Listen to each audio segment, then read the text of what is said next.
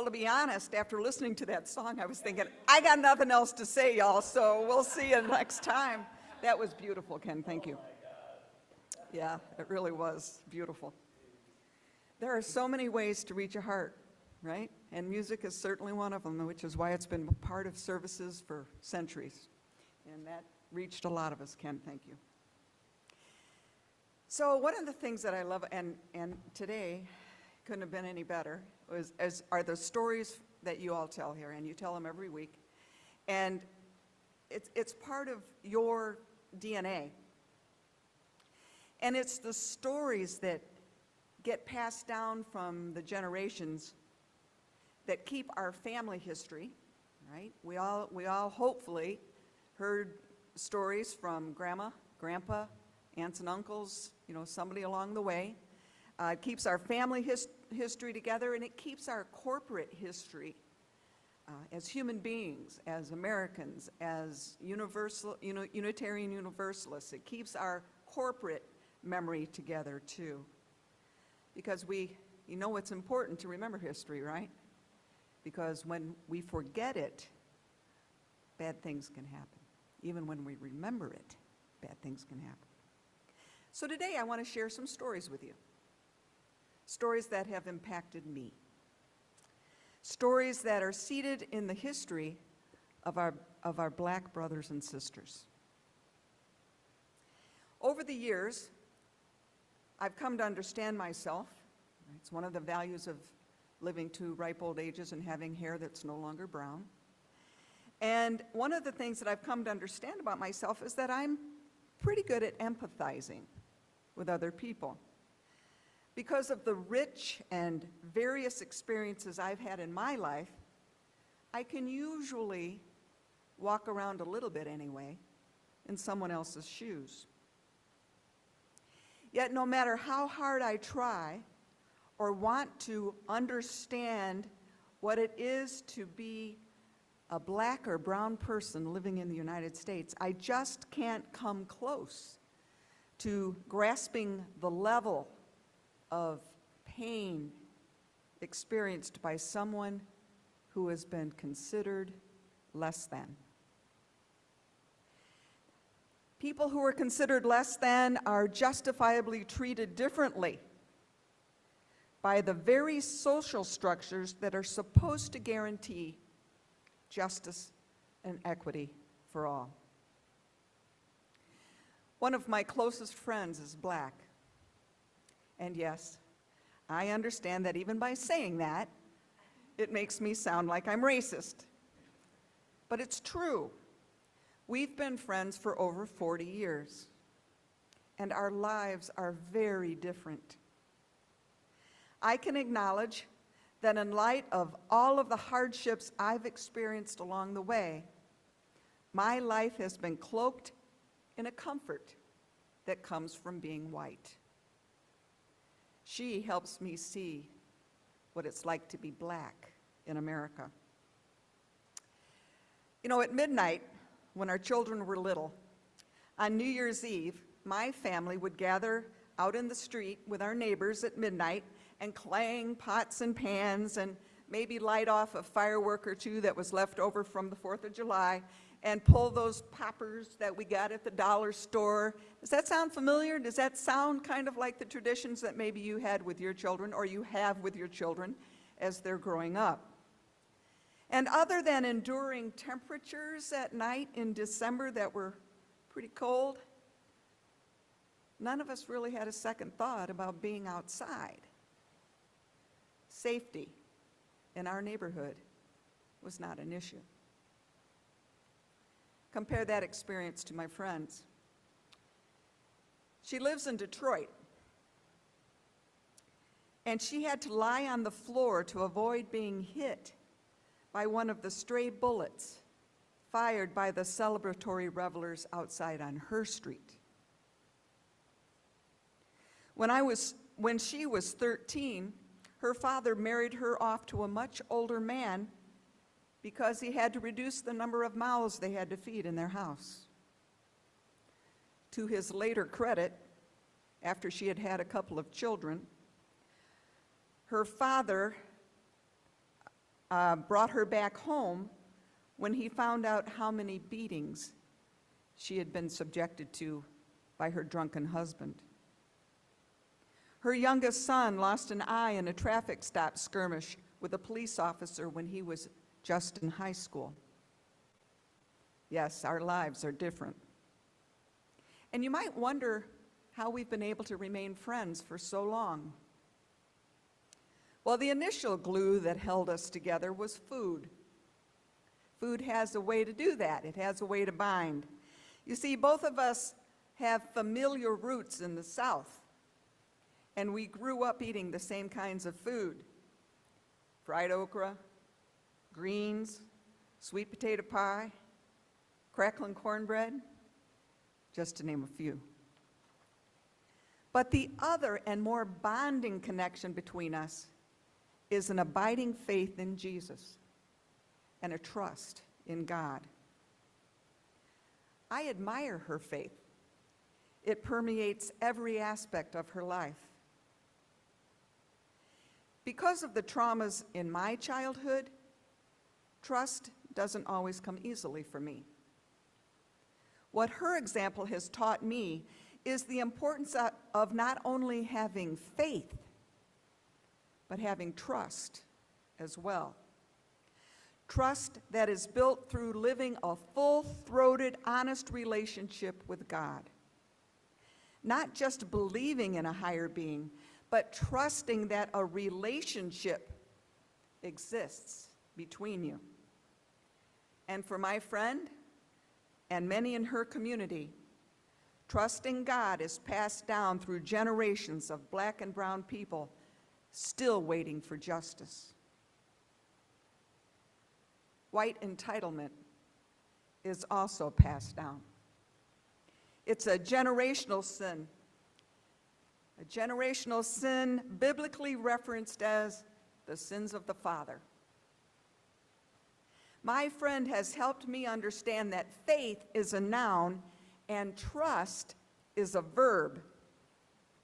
And a verb requires action.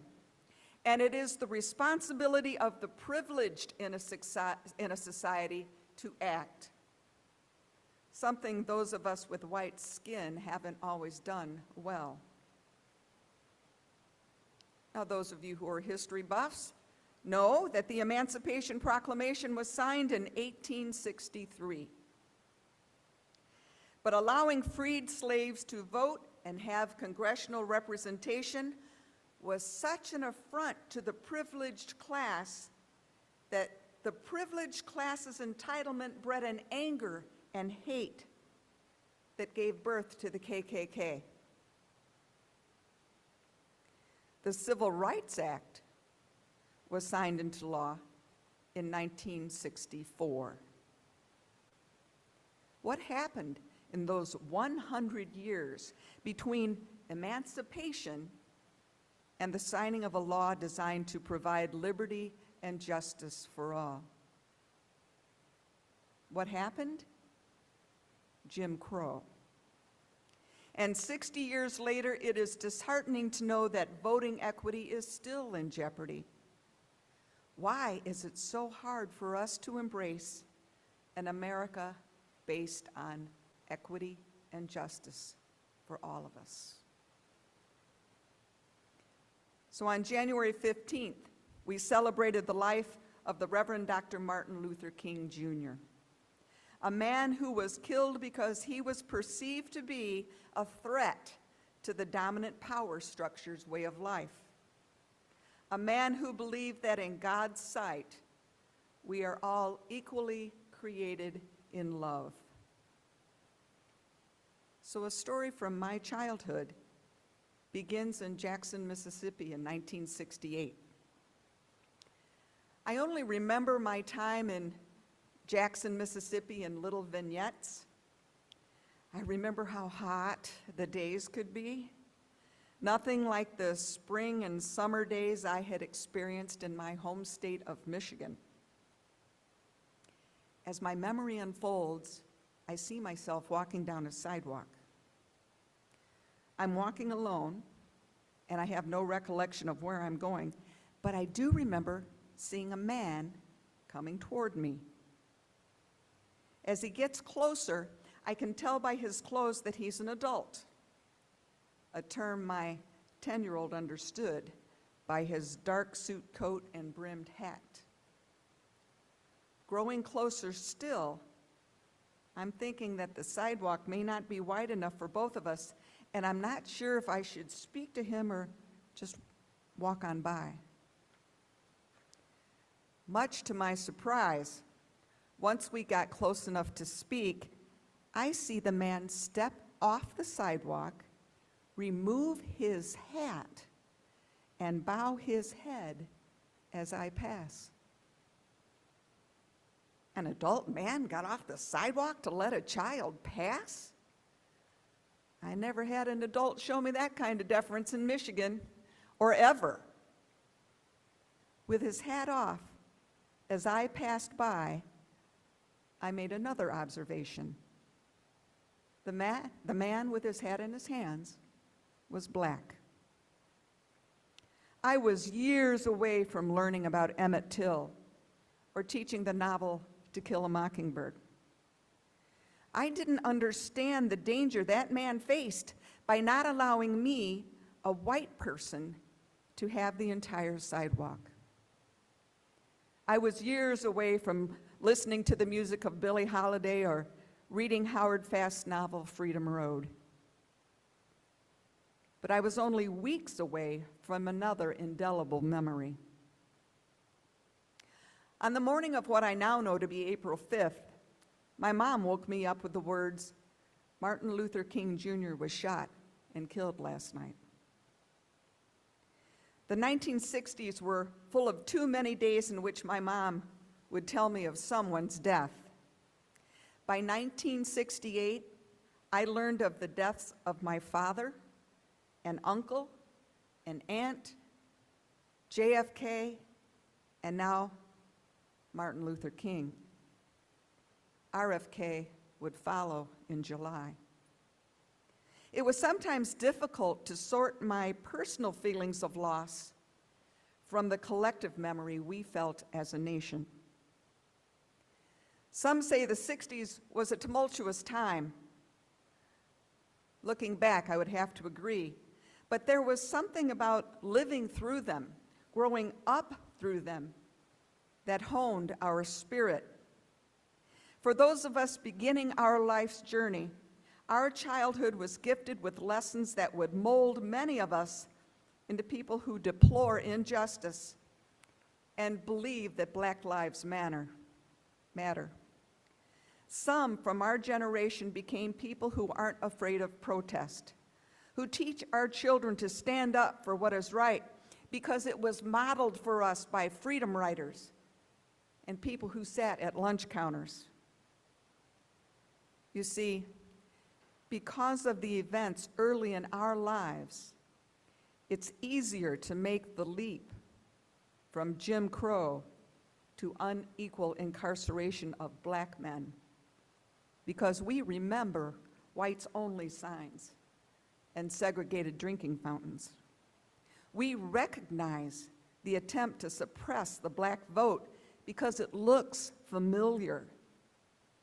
It's easier to see our white privilege because we remember growing up in an era of blatant disrespect for people of color. Yes, for me, the story of a little girl walking down a street in Jackson, Mississippi in 1968 is one that left an imprint on my life. Interestingly, this story had a second chapter. A couple of years ago, a friend and I were in New Orleans, and we were sitting in the lobby of our hotel waiting for our transport to the airport when a Black man walked over and asked if he might sit with us. Because we said yes, we were gifted with the most memorable part of our entire vacation.